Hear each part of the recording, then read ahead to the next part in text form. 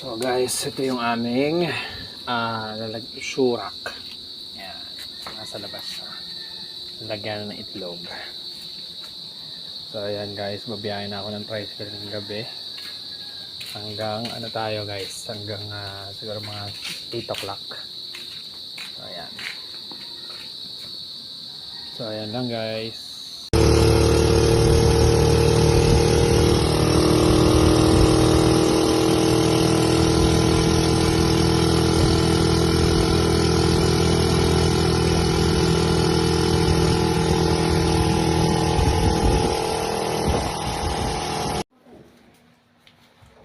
So, ito yung kinita natin sa tricycle ng 2 hours.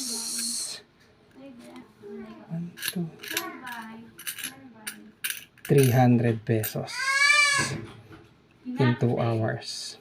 So, sobrang pagod. Pero okay pa din. Bye!